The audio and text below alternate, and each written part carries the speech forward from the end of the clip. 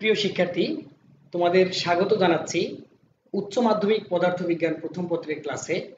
আমরা পদার্থবিজ্ঞানের অষ্টম অধ্যায়ে ছিলাম। গতদিন আমাদের একটি লেকচার বিষয়ে ক্লাস হয়েছে। পরবর্তী লেকচার বিষয়ে আজকে আমরা তোমাদের সাথে কথা বলবো বেশ কিছু টপিক নিয়ে। তো আমরা কি কি বিষয় নিয়ে আলোচনা করেছিলাম সেগুলো যদি একটু দেখে আসি, তাহলে আমরা কি কি দেখতে পারবো। চলো একটু তোমাদের সাথে স্ক্রিনটা শেয়ার করে আসি। তাহলে আমরা আলোচনা করেছিলাম গতদিন তোমাদের সাথে বিভিন্ন চিত্র দেখিয়ে যে পর্যায়বৃত্ত গতির যে কিছু শ্রেণী বিভাগ আছে সেগুলো আলোচনা করেছিলাম। স্পন্দন গতি নিয়ে আলোচনা হয়েছিল, সরল দোলন গতির বৈশিষ্ট্য নিয়ে আলোচনা হয়েছিল, সরল দোলন গতির যে ব্যবকলনীয় সমীকরণ সেই সমীকরণ নিয়েও আমরা কথা বলেছিলাম তোমাদের সাথে, এবং কিভাবে সমীকরণগুলো আমরা পাবো, প্রমাণ করব, এবং কোন কোন সমীকরণ আমাদের গাণিতিক সমস্যা সমাধানে কাজে লাগবে সেগুলো নিয়েও আমরা আলোচনা করেছিলাম। এরপরে আমরা এই সমীকরণের সমাধান করেছিলাম, সেখান থেকে পর্যায়কাল, কম্পাঙ্ক, কৌণিক কম্পাঙ্ক, বেগ নিয়ে আলোচনা করেছিলাম। তোমাদের নিশ্চয়ই মনে আছে যে আমি একটু তোমাদের দেখাই যে আমরা বলেছিলাম যে ভি সমান ওমেগা এ, মনে পড়ছে? তার মানে বেগের সমীকরণ আমরা বের করেছিলাম, এখান থেকে আমরা গাণিতিক সমস্যার সমাধানও করেছিলাম, ত্বরণের সমীকরণও আমরা বের করেছিলাম। তো সেই ক্ষেত্রে আমরা আজকে যে টপিক নিয়ে আলোচনা করব তা হলো এই সরল দোলন গতির ক্ষেত্রে শক্তি এবং এর বিভব শক্তি এবং গতি শক্তি নিয়ে আমরা আলোচনা করব। কেমন? তাহলে সেই ক্ষেত্রে আমরা আজকের টপিকটা এখানে একটু লিখি যে বিভব শক্তি।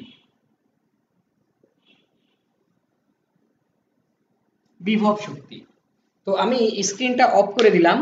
তো তার আগে তোমরা যারা ক্লাসে যোগদান করেছো তারা একটু জানাও যে সিস্টেম ঠিক আছে কিনা, বা তোমরা ক্লাসের সাথে আসো কিনা। আমি জাস্ট একটু চেক করে আসি। কেমন? আমি একটু চেক করে আসি। তোমরা আমার সাথেই থাকো এবং তোমরা কমেন্টে আমাকে জানাতে পারো যে তোমরা আছো কিনা বা সর্বশেষ কি অবস্থা। কেমন? ঠিক আছে, জাস্ট এ মিনিট।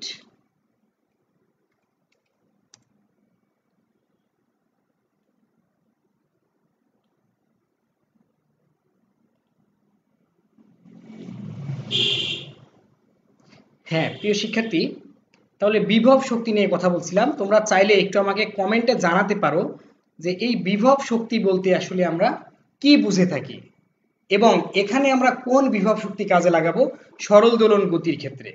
তো তোমরা যদি এটা কেউ কমেন্টে জানাতে পারো তাহলে আমি খুব খুশি হব। বিভব শক্তি কাকে বলে? বিভব শক্তি তোমরা এটি লিখবে। কেমন? তো বিভব শক্তি তোমরা জানো যে কোনো একটি বস্তুর যদি অবস্থান পরিবর্তন করানো চাই, এই যে আমরা ডাস্টারটা দেখাচ্ছি, এই ডাস্টারটা মনে করো এখানে ছিল, তো এটাকে যদি আমরা একটু উপরে উঠাই তাহলে এখন ছেড়ে দিলেও পড়ে যাবে। তার মানে এখন কিন্তু সে কাজ করার কিছু শক্তি অর্জন করেছে, সামর্থ্য অর্জন করেছে। এটাকে আমরা বলছি কিন্তু কি? বিভব শক্তি। তো এই ক্ষেত্রে স্প্রিং এর ক্ষেত্রে বিভব শক্তি হতে পারে, দোলনের ক্ষেত্রে বিভব শক্তি হতে পারে। তো আমরা এই সরল দোলন গতির ক্ষেত্রে যে বিভব শক্তির ব্যবহার করব সেটা কি ধরনের হবে সেটা নিয়ে আমরা তোমাদের সাথে একটু কথা বলতে চাই। এই ডাস্টারটা মনে করো এখানে ছিল, তো এটাকে যদি আমরা একটু উপরে উঠাই তাহলে এখন ছেড়ে দিলে পড়ে যাবে। তার মানে এখন কিন্তু সে কাজ করার কিছু শক্তি অর্জন করেছে, সামর্থ্য অর্জন করেছে। আমার সাউন্ডটা আমি চেক করে নিলাম।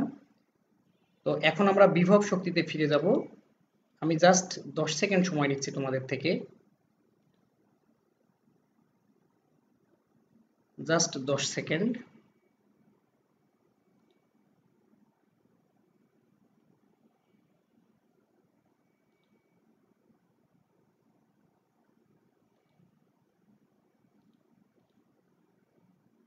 ওকে,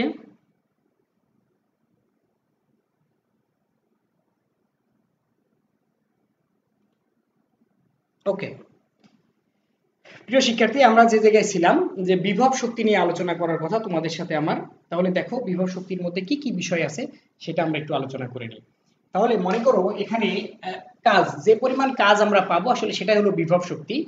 তাহলে আমার কাজ W সমান এফ এক্স। কেমন?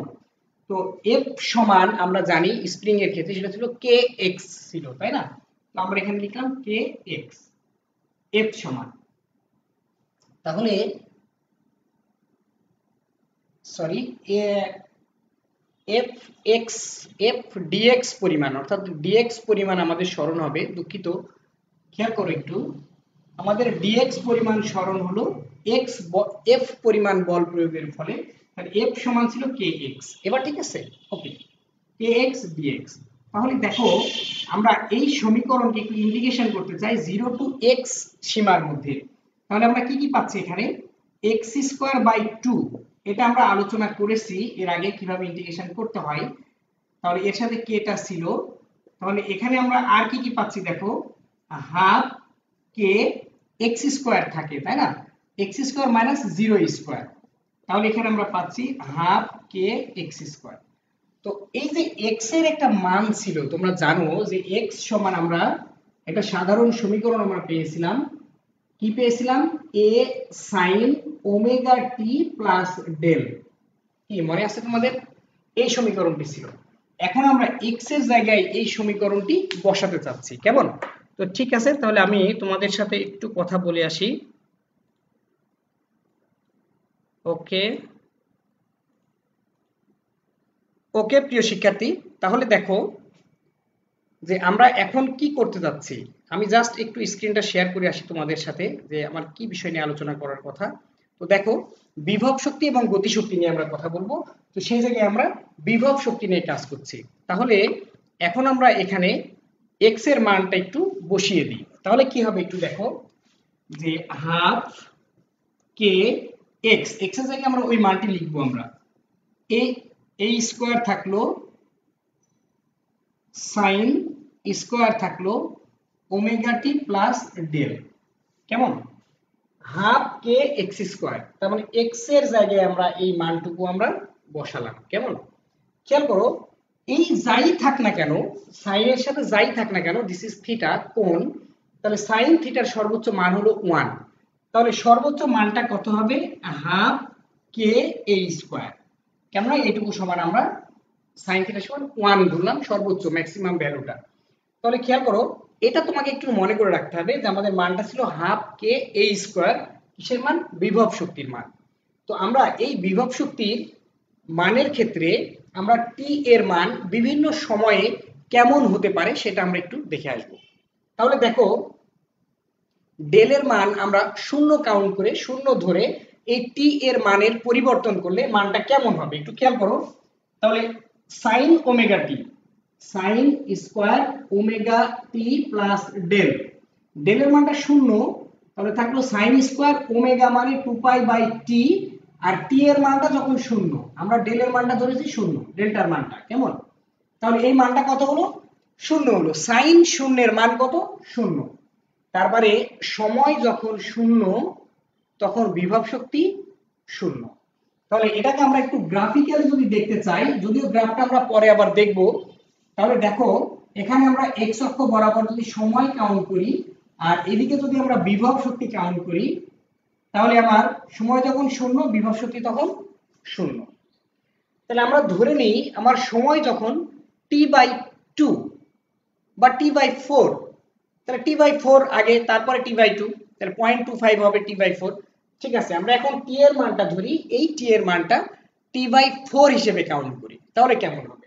তাহলে দেখো তাহলে আমরা মানটা 0 পেলাম, তো এই জায়গায় আমরা এখন বসাতে চাচ্ছি t/4, t/4, তাহলে t চলে গেল উপরে নিচে 2 2, তাহলে π/2, π/2 180 divided by 2, this is 90 degree, sin 90 ডিগ্রির মান কত, 1, তাহলে তখন আমাদের মানটা আসবে 1, তার মানে কি সর্বোচ্চ মানটা আসবে, সর্বোচ্চ মানটা কত, হাফ কে এ স্কোয়ার, তাহলে এটুকু মান যদি 1 হয় তাহলে হাফ কে এ স্কোয়ার আসলো, তাহলে আমরা এখানে লিখে রাখলাম আমার সর্বোচ্চ মানটা হলো হাফ কে এ স্কোয়ার, কেমন? তাহলে এখানে আমার সময় যখন 0 তখন মানটা 0, সময় যখন আমার t/4 তখন মানটা সর্বোচ্চ, তার মানে ও আসলে কি করবে, এভাবে করে ঘুরবে, তাই না? কি বুঝতে পারলাম? এখন সময় আমাদের এভাবে আমরা বসাবো, এখানে প্রথমে 0 ধরলাম, t/4 ধরলাম, এখন আমরা t/2 ধরতে চাই, হাফ, তাহলে খেয়াল করো আমরা t/2 এখানে লিখছি, টি এর জায়গায় t/2, তাহলে কি ঘটনা ঘটছে, টি ভ্যানিশ হয়ে গেল, তাহলে 2 চলে গেল পাই, sin পাই মানে sin 180 এর মান কত, sin 180, sin তোমরা নিশ্চয় জানো এটি, তারপরেও আমি নিশ্চিত হচ্ছি sin 180 এর মান হলো 0। তার মানে কি করো, t/4 আমরা যেটি পাচ্ছি, তার মানে t/4 হলো এই জায়গাটা, এই সোজা হলো t/4, কেমন, t/4, তাহলে t/4 এ আমরা 1 পেয়েছিলাম, বাট t/2 তে আমরা পেলাম 0, এই মানটা হলো 0, দিস ইজ t/2, বুঝা গেল, তাহলে t/2, তাহলে এরপরে আমরা 3t/2 এর মান বের করব, তারপরে t এর মান বের করব, কেমন, তাহলে এখন আমি একটু দেখি, হ্যাঁ তোমরা কে কি বুঝতে পারছো একটু আমাকে জানাও। সেই সাথে আমরা বিভব শক্তি নিয়ে আলোচনা করছি, আমি তোমাদের স্ক্রিনে একটা চিত্র দেখাই, তোমরা তাইলে বুঝতে পারবে এবং তোমাদের জন্য একটু ইজি হবে বলে আমি মনে করছি। ঠিক আছে, আমি স্ক্রিনটা একটু শেয়ার দিলাম তোমাদের সাথে।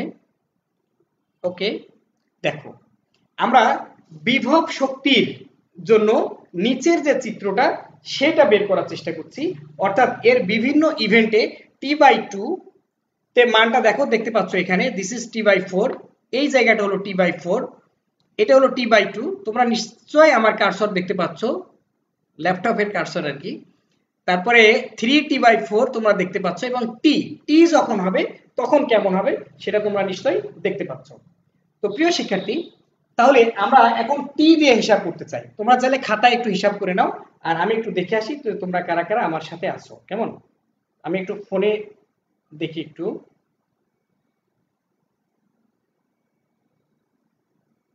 ওকে, তাহলে টি বসে তোমরা দেখো যে কেমন হবে টি, আমি জাস্ট একটু তোমাদের হেল্প করি, যে এখন যদি আমরা এই টি এর জায়গায় যদি অনলি মানটা টি সেকেন্ড দিতাম তাহলে এখানে কেমন হতো, তাহলে এটা হতো টি চলে গেল 2 pi, this is 360 degree, 180 1 pi 360 degree 360 degree, তাহলে সাইন 360 ডিগ্রি এর মান কত হতো, সাইন 360 ডিগ্রি এর মান হতো 0। তার মানে আসলে মূল ব্যাপারটা কি দাঁড়ালো, যে পূর্ণ সংখ্যক পাই হলে সে মানগুলো শূন্য হয়, তাই না, তো সেটা তোমরা নিশ্চয়ই বুঝতে পারছো। ওকে,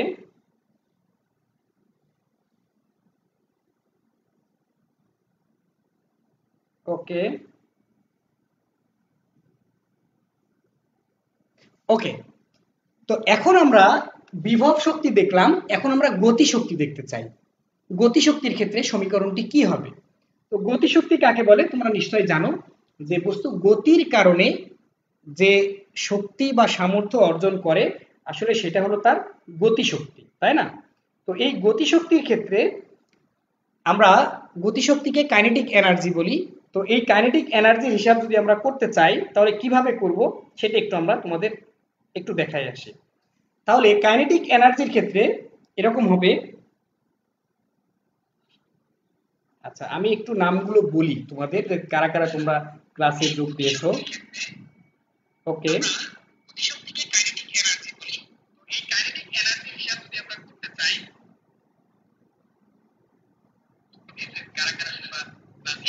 হ্যাঁ সেতু হোর, সে বলতো স্যার ক্লাস 3টা করে হচ্ছে, কারণ বলবেন, তোমাদের কর্তৃপক্ষ নিশ্চয়ই কারণ জানাবে 3টা করে কেন হচ্ছে। ঠিক আছে, অসংখ্য ধন্যবাদ, অমিত সাধু, জাহান যুক্ত আছে, সুবীর যুক্ত আছে, হ্যাঁ তোমরা অনেকেই যুক্ত আছো, ওকে ধন্যবাদ। আমি তোমাদের সাথে আবারও একটু পরে আবার কথা বলবো যে কারা কারা যুক্ত আছো, সেই পর্যন্ত তোমরা ক্লাসের সাথেই থাকো, কেমন, তো ওকে প্রিয় শিক্ষার্থী, তাহলে আমি আগের পার্টে ফিরে যাই, যে জায়গাটায় ছিলাম, কোথায় ছিলাম, যে আমাদের এখন গতি শক্তি দেখার কথা। তাহলে আমি স্ক্রিনটি অফ করে দিলাম যাতে তোমরা বুঝতে পারো, ভালো দেখতে পারো বোর্ডটি, আমি স্ক্রিনটি অফ করে দিলাম। তাহলে এখন আমরা গতি শক্তি নিয়ে কাজ করতে যাচ্ছি।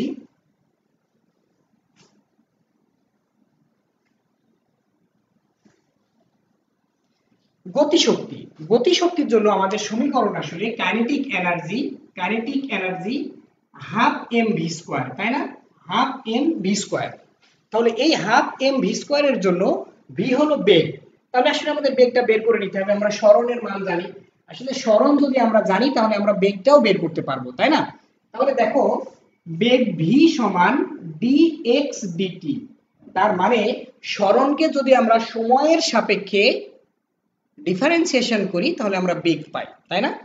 তাহলে ঠিক আছে, আমরা ডিফারেন্সিয়েশনটা করে আসি।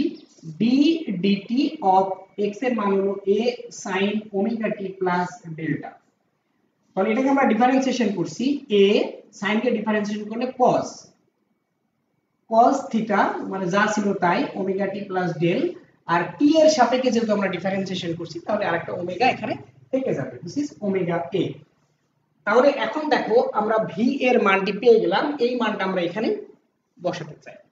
তাহলে হাফ এম ভি, ভি এর মানটা হলো ওমেগা, যেহেতু স্কোয়ার আছে আমাদের স্কোয়ার দিতে হবে, এ square cos square omega T plus del.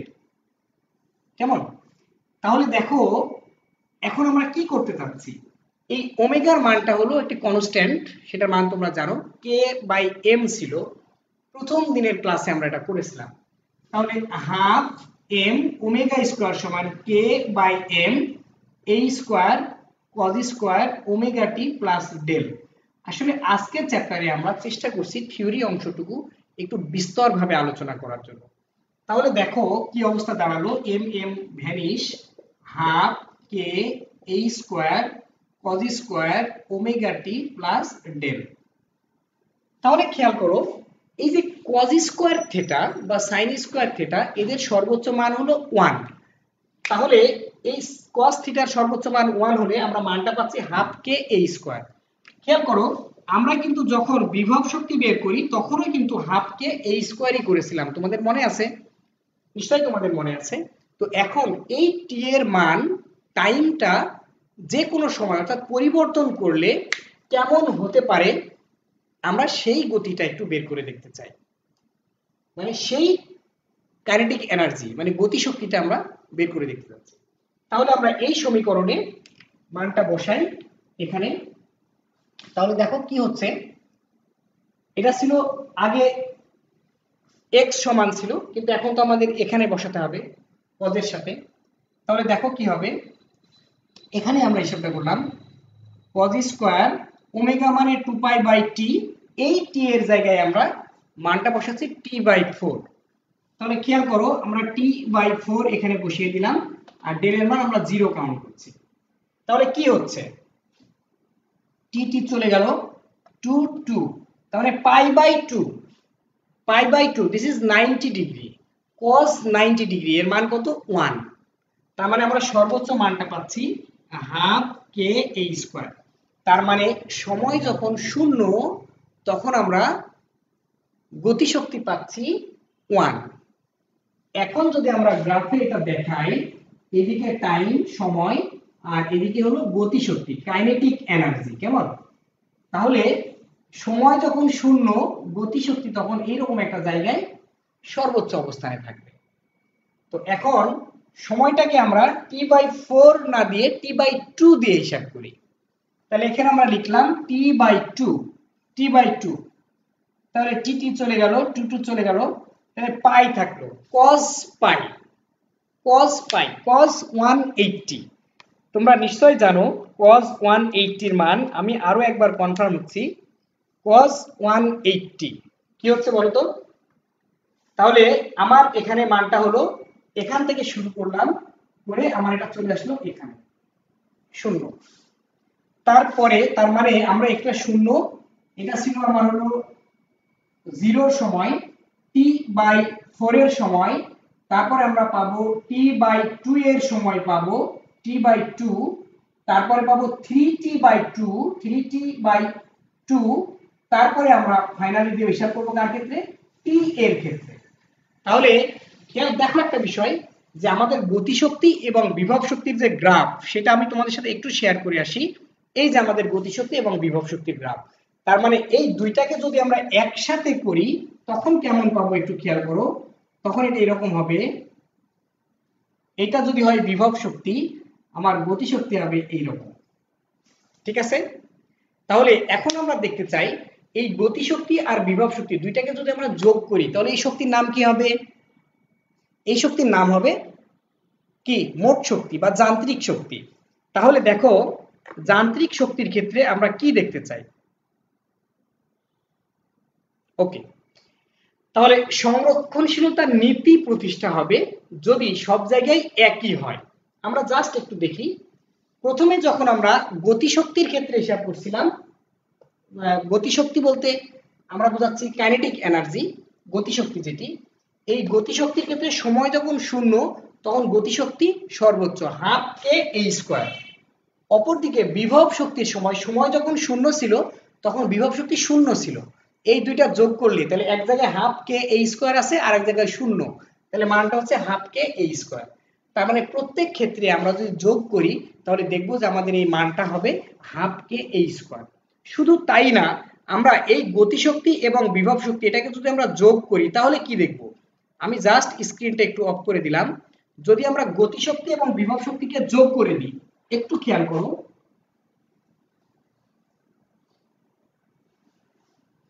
আমরা কি বলতে যাচ্ছি? পটেনশিয়াল এনার্জি আর কাইনেটিক এনার্জি দুইটাকে আমরা যোগ করে মোট শক্তি বলছি।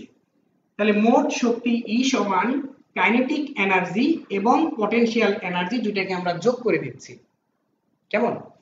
তাহলে আমার যেটা কাইনেটিক এনার্জি ছিল, অর্থাৎ শেষে আমরা যেটা বের করলাম সেটা ছিল এরকম, হাফ কে এ square cos square omega T plus del.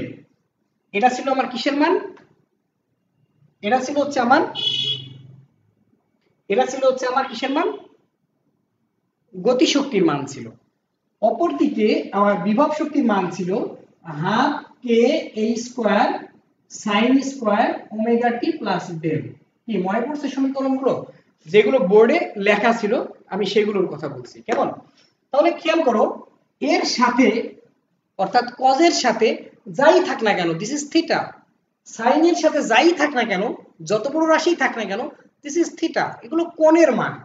তাহলে দেখো উভয় জায়গা থেকে আমরা হাফ কে এ স্কোয়ার যদি কমন নিয়ে নিই, এটা থাকবে কজ স্কোয়ার থিটা প্লাস কোন দিক থেকে প্লাস সাইন স্কোয়ার থিটা। তাহলে আমরা এখানে একটা সেকেন্ড ব্র্যাকেট লাগাই, plus sine square theta omega T plus del. কেমন? তাহলে এই cos square theta plus sine square theta this is 1, তার মানে হাফ কে এ স্কোয়ার। তার মানে যান্ত্রিক শক্তির নিত্যতা আমরা প্রতিষ্ঠা করে ফেললাম এই সমীকরণ থেকে, গতিশক্তি এবং বিভব শক্তি থেকে। তাহলে এখন আমরা একটু দেখে আসি যে কি বিষয় নিয়ে এখন তোমাদের সাথে আলোচনা করার কথা। কেমন? স্ক্রিনটা একটু শেয়ার দিই যাতে তোমরা দেখতে পারো বা বুঝতে পারো।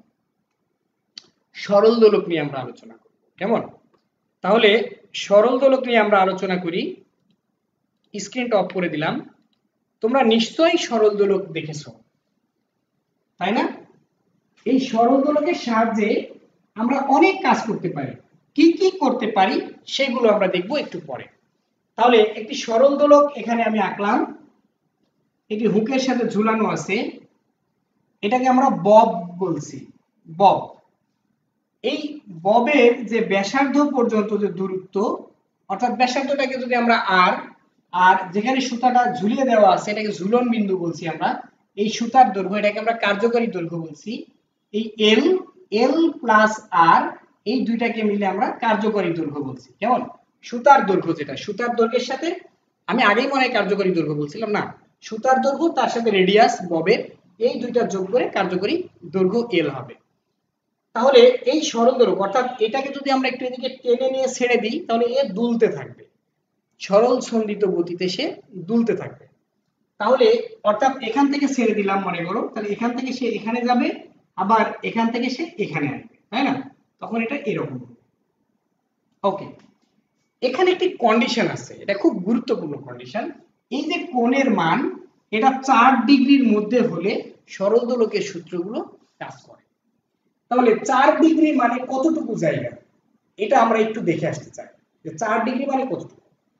4 ডিগ্রি মানে এইটুকু যে এটা হলো 90 ডিগ্রি, এর অর্ধেক তোমরা বুঝতে পারছো যে এইটুকু 45 ডিগ্রি, এর অর্ধেক এটা 22, তার অর্ধেক তাই না, 22.5, তার অর্ধেক 11.25, এর অর্ধেক করতে হবে, তখন হবে মানে খুবই কোণের, এখানে যে কোণের মানটা হবে আসলে খুবই ক্ষুদ্র হবে মানটা, তখন আসলে এইটার সরল দোলকের কাজটা ঠিকঠাক হবে। তো সরল দোলক সূত্র মেনে চলে।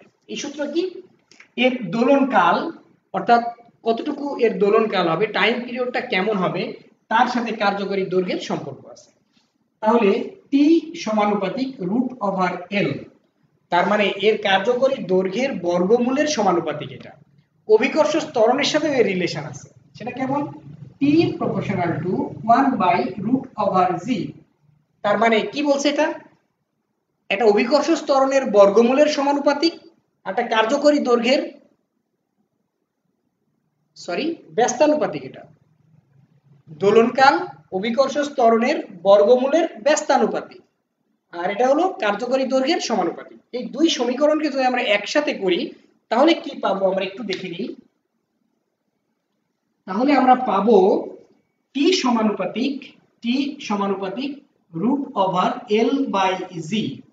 তাহলে টি সমান twice pi root over L by G. তাহলে এই যে সমীকরণ আমরা পেলাম, এই সমীকরণ দিয়ে আমরা অনেক কাজ করতে পারবো, খুব ইন্টারেস্টিং কাজ করতে পারবো। কিরকম, যে এখান থেকে আমরা অভিকর্ষ ত্বরণের মান নির্ণয় করতে তো পারবোই, আমরা পাহাড়ের উচ্চতাও বের করতে পারবো।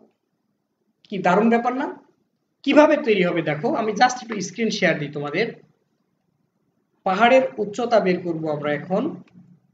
ওকে, সরল দোলকের সাহায্যে আমরা পাহাড়ের উচ্চতা নির্ণয় করব প্রথমে, তারপরে খনির অভ্যন্তরে নিয়ে গেলে দোলনকাল বাড়ে, কেন বাড়ে সেটা আমরা দেখব। একই সাথে পৃথিবীর কেন্দ্রে দোলনকাল কত হবে এটা আমাদের বের করতে হবে। তাহলে দেখো, সরল দোলকের সাহায্যে পাহাড়ের উচ্চতা নির্ণয় করব আমরা, কেমন? তাহলে ঠিক আছে, আমরা স্ক্রিনটা একটু অফ করে দিলাম। পাহাড়ের উচ্চতা, তাহলে খেয়াল করো, আমরা একটা সমীকরণ জানি যে ভূপৃষ্ঠে অভিকর্ষ ত্বরণ জি সমান g M by r square. এই আরটা হলো পৃথিবীর রেডিয়াস, আর একটু উচ্চতায় পাহাড়ের উপরে, সেখানে আমরা বলছি G M by R plus H তার whole square. This is equation number 1, equation number 2। তাহলে এখন আমরা কি কাজ করতে যাচ্ছি, আমরা করতে যাচ্ছি এরকম যে এইচ এর মান বের করতে যাচ্ছি। তাহলে এই মানটাকে অবশ্যই আমাদের জন্য একটু উপরে রাখলে সুবিধা হয়, কেমন? তাহলে 1/2, সমীকরণ 1/2 করলাম আমরা। এটা করে দিলে আমরা কি পাবো দেখো, g by g dash equal gm by R square into R plus H তার whole square divided by gm। তাহলে এখানে কি থাকলো, R plus H divided by R, পুরোটার উপর আমরা একটা স্কয়ার দিলাম জি বাই জি ড্যাশের জন্য, কেমন? তাহলে এখন আমরা কি পাবো দেখো, উভয় পক্ষে আমরা একটা আচ্ছা আর একটা কমন নিয়ে নিই, সমীকরণটাকে একটু ইজি করে ফেলি, কেমন? তাহলে দেখো, আর যদি আমরা এখানে কমন নিই 1 প্লাস এইচ বাই আর, নিচে আরেকটা আর থাকলো, এখন এরকম, ঠিক আছে? তাহলে দেখো এ আর ভ্যানিশ করে দিলাম, তাহলে থাকলো g divided by g dash equal 1 plus H by R, তার স্কয়ার আছে। তো এই পাশে আমরা উভয়কে রুট করে দিলাম, তাহলে দিলে 1/2 ইনটু 1 প্লাস এইচ বাই আর থাকলো। তাহলে এখন আমরা যে কাজটা করতে যাচ্ছি, এইচ এর মানটা বের করতে যাচ্ছি। তাহলে কি হবে, 1টাকে এই পাশে নিয়ে আসি, তাহলে এমন হবে h by r equal g divided by g dash, তাকে রুট করতে হবে -1, 1টা ওই পাশে চলে গেল। আমরা এখান থেকে এইচ এর মান বের করতে চাই, তো এইচ এর মানটা যখন বের করব, ফাইনালি এইচ বাই আর ছিল এখানে, এইচ এর মানটা যখন আমরা বের করব তখন ওই পাশে আরটা গুণ হয়ে যাবে, কেমন? তাহলে এই আরটা হলো পৃথিবীর রেডিয়াস, আর জি ভূপৃষ্ঠে অর্থাৎ পাহাড়ের পাদদেশে অভিকর্ষ ত্বরণের মান কত হবে এবং পাহাড়ের উচ্চতায় অভিকর্ষ ত্বরণের মান কত হবে সেটা আমাদের হিসাব করতে হবে, করলে আসলে আমরা পাহাড়ের উচ্চতা বের করে ফেলবো। কিন্তু এখানে আরেকটি কথা আছে, যেই সরল দোলকের দোলন কাল 2 সেকেন্ড, তার মানে ওই দোলকটা এখান থেকে এই পর্যন্ত যাবে, আবার আগের জায়গায় ফিরে আসবে, এতে তার টাইম লাগবে 2 সেকেন্ড। সেই দোলককে আমরা বলবো সেকেন্ড দোলক। কেমন? এখন আমরা দেখি কি বিষয় নিয়ে কথা বলতে যাচ্ছিলাম তোমাদের সাথে, সেটা হলো খনির অভ্যন্তরে নিয়ে গেলে দোলনকাল বাড়বে। কেন বাড়বে সেটা আমরা একটু দেখি। যে খনির অভ্যন্তরে যখন আমরা নিয়ে যাব তখন কি ঘটনা ঘটবে? অভিকর্ষ ত্বরণের মান কমতে থাকবে। তাহলে অভিকর্ষ ত্বরণের মান যদি কমতে থাকে এটা বাড়বে। কি বুঝতে পেরেছি? ওকে, এখন খুব ক্রিটিক্যাল প্রশ্ন এবং স্টিকি প্রশ্ন, সেটা কি যে পৃথিবীর কেন্দ্রে অভিকর্ষ দোলনকাল কত? পৃথিবীর কেন্দ্রে অভিকর্ষ ত্বরণ 0। কোন সমীকরণের নিচে যদি 0 হয়, মানে হর যদি 0 হয়, তাহলে কি হয়? সেটা অসংজ্ঞায়িত হয়। কেন অসংজ্ঞায়িত হয় আমি কিন্তু আলোচনা করেছিলাম, কারণ ওটা আমরা বলতে পারি না। তাহলে সেই ক্ষেত্রে টি এর মান অসীম হবে, দোলনকাল অসীম হবে, অর্থাৎ পৃথিবীর কেন্দ্রে অভিকর্ষ ত্বরণের মান অসীম। কেমন? তো প্রিয় শিক্ষার্থী, আচ্ছা তাহলে এখন আমরা দেখি যে এখন আমাদের কি বিষয় নিয়ে আলোচনা করার কথা। সরল দোলকের সাহায্যে সময় নির্ণয়। খুব ইন্টারেস্টিং প্রশ্ন না? খুব ইন্টারেস্টিং প্রশ্ন। তাহলে আমরা কি বলছিলাম একটু আগে, যে যেই সেকেন্ড মানে দোলকটা পূর্ণ দোলন দিতে 2 সেকেন্ড লাগে তাকে আমরা বলি সেকেন্ড দোলক। তাহলে ব্যাপারটা কি হচ্ছে দেখো, তাহলে একটা সেকেন্ড দোলকের অর্ধ দোলন, অর্থাৎ এই প্রান্ত থেকে এই প্রান্তে যেতে তার টাইম লাগবে 1 সেকেন্ড। আমাদের ঘড়ির ক্ষেত্রে কি হয়? প্রতি সেকেন্ডে কাঁটাওয়ালা ঘড়ি কি করে? এমন না? অর্থাৎ প্রত্যেকটা সেকেন্ডে ও একটা করে টিক দেয়, টিক টিক। তো আমার এখানে এই প্রান্ত থেকে এই প্রান্তে যখন যাচ্ছে তখন আমি এখানে 1 টিক বলছি, অর্থাৎ অর্ধ দোলন বলছি। এই অর্ধ দোলনে যদি 1 সেকেন্ড লাগে তাহলে সারা দিনে কতবার সে দোলন দিবে? অর্ধ দোলন কতবার দিবে সারা দিনে? তাহলে একদিন সমান আমরা জানি কত সেকেন্ড? একদিন সমান 24 ঘন্টা, 1 ঘন্টায় 60 মিনিট, 1 মিনিটে 60 সেকেন্ড, 60 সেকেন্ড, তাই না? তাহলে এটাকে যদি আমরা গুণ করি তাহলে একদিনে ৮৬,৪০০ সেকেন্ড হয় একটা সারা দিনে, 24 ঘন্টা, 24 আওয়ার্স। তাহলে একটা সেকেন্ড দোলক কতবার টিক দেবে? অর্ধ দোলন দেবে এতবার। তো এখন কোন ঘড়ি যদি দ্রুত চলে, ফাস্ট চলে, তাহলে কি হলো? যে ও এন তম সেকেন্ড সে ফাস্ট চলছে। তাহলে ব্যাপারটা এরকম হবে ৮৬,৪০০ সেকেন্ড প্লাস এন সেকেন্ড, এতগুলো সেকেন্ডে এতগুলো দোলন দেয়, এতগুলো সে দোলন দেয়, সরি পূর্ণ দোলন না, অর্ধ দোলন, অর্ধ দোলন দেয়, অর্ধ দোলন দেয় কত সেকেন্ডে? ৮৬,৪০০ সেকেন্ডে। কেননা 24 ঘন্টার যে সেকেন্ড সংখ্যা সেটা তো আমরা চেঞ্জ করতে পারবো না, পারবো কি? এই সেকেন্ডে থাকবে, কিন্তু আমার ঘড়ি দ্রুত চলছে, মানে বেশি টাইম সে দিচ্ছে, বেশি বিট দিচ্ছে। তাহলে কতগুলো? এতগুলো বিট দেয়, এতগুলো অর্ধ দোলন দেয় এত সেকেন্ড। তো একটা অর্ধ দোলন দেয় কততম সেকেন্ডে, মানে কত সেকেন্ডে ডিভাইডেড বাই ৮৬,৪০০ প্লাস এন। তাহলে আমার এখানে পূর্ণ দোলন দিতে হবে, দোলন কাল বের করছি আমরা, সেকেন্ড দোলক। তাহলে দোলন কাল দুইটা অর্ধ দোলন, অর্থাৎ এখান থেকে এখানে গেল অর্ধ দোলন, আবার আগের জায়গায় ফিরে আসলো, দিস ইজ পূর্ণ দোলন। তাহলে দুইটা অর্ধ দোলন দেয় 2 গুণ ৮৬,৪০০ ডিভাইডেড বাই ৮৬,৪০০ প্লাস এন সেকেন্ডে। তার মানে আমরা এন এর মান এখন বের করতে পারবো, যদি এটা হলো টি এর মান, দোলনকাল টি এর মান, এটা টি এর মান এটা।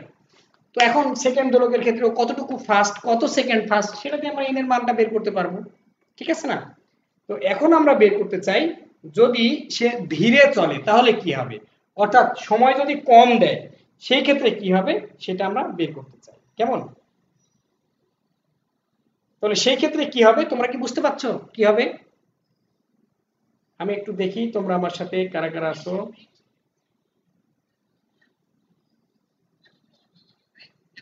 হ্যাঁ, ওকে গুড। হ্যাঁ, তোমরা অলরেডি লিখে ফেলেছো অনেকে। আলী অনেক লিখেছে যে 1 দিন সমান ৮৬,৪০০ সেকেন্ড। নেট প্রবলেমের জন্য কিছু বুঝতেছি না, একজন লিখছে রাজকন্যা, সে তার নেট প্রবলেম। হ্যাঁ ঠিক আছে, নেট প্রবলেম হতেই পারে। ফারারা সাদিকা যুক্ত হয়েছে, আর অনেকে যুক্ত হয়েছে, আলী অনেক যুক্ত হয়েছে, অসংখ্য ধন্যবাদ তোমাদের। তো এখন যে প্রশ্নটা করছিলাম যে এই ঘড়ি যদি ধীরে চলে, অর্থাৎ সে যদি টাইমটা কম দেয়, ঠিক কম দেয়, তাহলে কি ঘটনা ঘটবে? তাহলে খেয়াল করো, তার মানে সে কম দিচ্ছে কতটুকু, -n সংখ্যক, পুরোটা থেকে এটা কম কম দিচ্ছে, মাইনাস করে দিলাম। সারাদিন সমান এত সেকেন্ড, একদিন সমান, তাহলে সেই ক্ষেত্রে এখানে মাইনাস হবে, সেই ক্ষেত্রে আমার এখানে মাইনাস হবে। এটাও টি এর মান, দোলনকালের মান। তাহলে আমরা সরল দোলকের সাহায্যে কি কি কাজ করলাম দেখো। সরল দোলকের সাহায্যে আমরা সময় বের করে ফেললাম, অর্থাৎ ঘড়ি টাইম দেয়। তারপরে কি হলো, পাহাড়ের উচ্চতা নির্ণয় করা যায়। তারপরে আর কি হয়, তারপরে খনির অভ্যন্তরে কোনো একটি দোলককে নিয়ে গেলে তার দোলনকাল বাড়বে, কতটুকু বাড়বে সেটা আমরা বের করতে পারবো। পাহাড়ের উপরে নিয়ে গেলে দোলনকাল কমবে, সেটাও আমরা বের করতে পারবো। আচ্ছা, তারপরে পৃথিবীর কেন্দ্রে আমরা দোলনকালটা বের করে ফেললাম। আর কি কি বিষয়ে আমরা আজকে আলোচনা করলাম বলতো? আজকে আলোচনা করেছি মূলত আমরা এই সরল দোলন গতির ক্ষেত্রে এর গতি শক্তি কত এবং এর বিভব শক্তি কত সেটা আমরা বের করেছি। এই গতি শক্তি এবং বিভব শক্তি যোগ করে মোট শক্তি বা যান্ত্রিক শক্তি সেটা আমরা বের করেছি। সেটা একই, সব জায়গায় একই থাকবে, প্রত্যেকটা টাইম আলাদা আলাদা করলে এই দুইটার যোগফলটা সমান থাকবে। তার মানে এখানে যান্ত্রিক শক্তির নিত্যতা রক্ষিত হচ্ছে, সংরক্ষিত হচ্ছে, আমরা সেটা বের করার চেষ্টা করেছি। এরপরে সরল দোলকের দুটি সূত্র আমরা আলোচনা করেছি। একটি সূত্র হলো যে টি সমানুপাতিক √L, অর্থাৎ এর কার্যকরী দৈর্ঘ্যের বর্গমূলের সমানুপাতিক কে, দোলনকাল, এটা আমরা বের করেছি। আরেকটি সমীকরণ ছিল, সেটা খুব গুরুত্বপূর্ণ সমীকরণ, যে দোলনকাল অভিকর্ষ ত্বরণের বর্গমূলের ব্যস্তানুপাতিক, অর্থাৎ টি সমানুপাতিক √1/g। কেমন? তার মানে 1 কে রুট করলে তো 1ই হয়, এজন্য আমরা বলছি 1/√g।